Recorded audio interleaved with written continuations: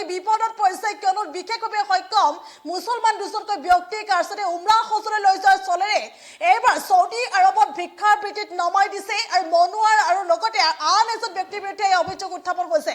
এই মুহূৰ্তৰ সেই খবৰ লৈ কৈছোঁ আৰু বিশেষভাৱে সক্ষম ব্যক্তি এইবাৰ বিপদত পৰিছে। বিশেষভাৱে সক্ষম ব্যক্তিক উমৰা হজলৈ নিয়াৰ চলেৰে মনোৱাৰ হুছেইন আৰু জিহাদ নামৰ দুজনকৈ লোকে এইবাৰ সৌদি আৰবত ভিক্ষাবৃত্তিত নমাই দিছে আৰু এই অভিযোগ এতিয়া উত্থাপন হৈছে মনোৱাৰ হুছেইন আৰু জিহাদ নামৰ দুজনকৈ লোকৰ বিৰুদ্ধে। পুনৰলৈ কৈছোঁ বিপদত পৰিছে অসমৰ দুজনকৈ বিশেষভাৱে সক্ষম লোক এতিয়া বিপদত পৰিছে কিয়নো মনোৱাৰ হুছেইন আৰু জিহাদ নামৰ দুজনকৈ লোকে ইতিমধ্যে উমৰা হজলৈ লৈ যোৱাৰ চলনা কৰিছিল আৰু সেই উমৰা হজলৈ লৈ যোৱাৰ চলনা কৰি সৌদি আৰবত এই দুজন ব্যক্তিক ভিক্ষাবৃত্তিত নমাই দিছে আৰু এই ঘটনাই এতিয়া চাঞ্চল্যৰ সৃষ্টি কৰিছে। পুনৰলৈ কৈছোঁ উমৰা হজ কৰিবলৈ গৈ এইদৰে বিপদত পৰিছে অসমৰ দুজন বিশেষভাৱে সক্ষম ব্যক্তি। উমৰা হজলৈ গৈ এইদৰে বিপদত পৰিছে দুজনকৈ ব্যক্তি। এজন দক্ষিণ শালমাৰা মানকাছৰ জিলাৰ দক্ষিণ শালমাৰা থানা এলেকাৰ বালাডোবা গাঁৱৰ আবুল হুছেইন বুলি জানিব পৰা গৈছে আৰু আনজন দৰঙৰ বুলি জানিব পৰা গৈছে। সামাজিক মাধ্যমত এটা বিশেষ ভিডিঅ' ভাইৰেল হৈ পৰিছে আৰু সেই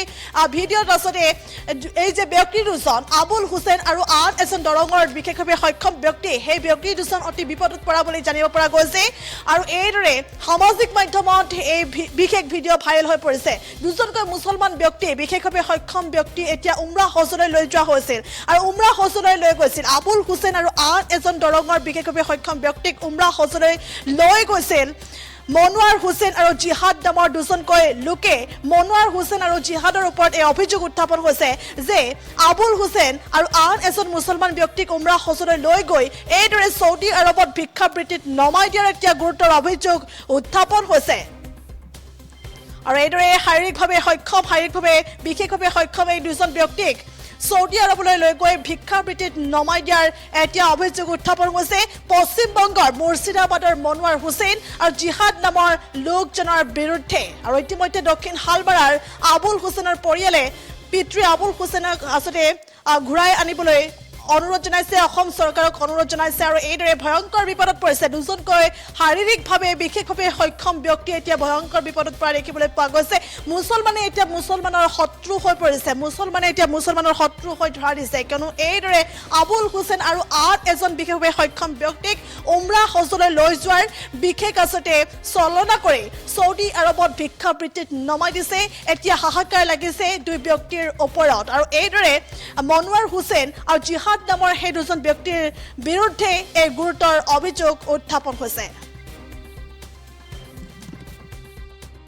মানে আমার আবুল হোসেন আমার বোনের জামাই মোটামুটি রোজার মোটামুটি 1-1.5 মাস আগে ওই ওরমা হসে যেমন কি নিয়ে গেছাল মানে ওই মানুষটা আইসাল আমার বাড়িতে আইসাল আয়া 1-2 দিন থেকে গেছে।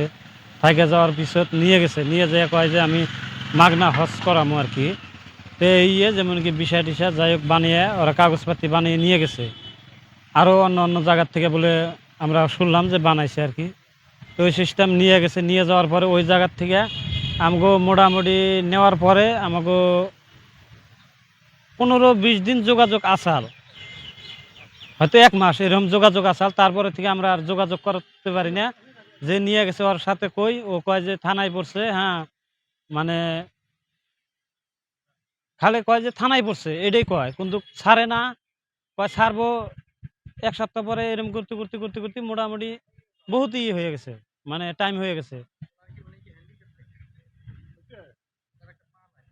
হ্যাঁ ওনার একটা পাও নাই, মানে ওই জন্য যেমন কি আমরা করতেছি, আমরা কোনো যোগাযোগ করা হারি না।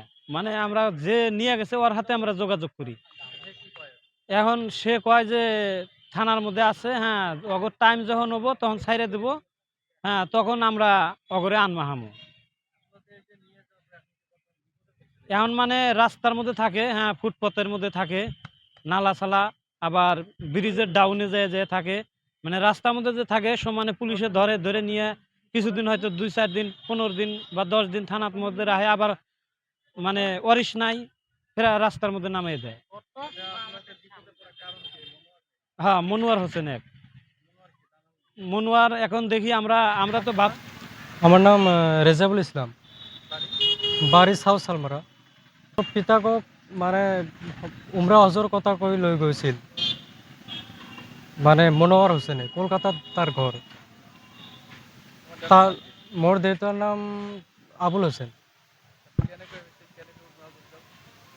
মানে মোৰ পিতাই মানে কি কৰিছিল তাক মানে মনোৱাৰ হুছেইনক মানে বেমাৰ হৈছিল আৰু কি বেমাৰটো ভাল কৰি দিছিল আৰু কি ভাল কৰি দিয়াৰ পিছত মানে তাই কৈছে যে মানে মই ফ্ৰীতে হজ কৰাম আৰু 1 টকা নালাগে মই ফ্ৰীতে মই উমৰা কৰাম মোৰ পিতা মানি লৈছে আৰু পাছপোৰ্ট টাছপোৰ্ট কৰিছে আৰু কৰাৰ পিছত লৈ গৈছে তাত লৈ যোৱাৰ পিছত মানে জোৰ কৰি আৰু ভিক্ষা কৰাইছে একদিন নহয় 2 দিন নহয় 15 দিন ভিক্ষা কৰাইছে 15 দিন ভিক্ষা কৰাৰ পিছত মানে 15 দিন জেলতো লৈ গৈছিল আৰু 15 দিন আবার সারি দিছে আর কি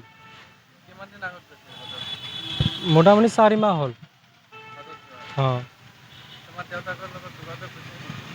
যোগাযোগ মোটামুটি 2 মাহ আগত এদিন খালি কল কৰিছিল আৰু এতিয়া যোগাযোগ হোৱা নাই হ্যাঁ এতিয়া বিপদত পৰিছে তাত ৰাস্তাত থাকে আৰু কোনো ঘৰ নাই ৰুম নাই মানে তাত কেনেকৈ থাকিব আৰু হ্যাঁ ভিডিঅ'ত দেখিছোঁ মই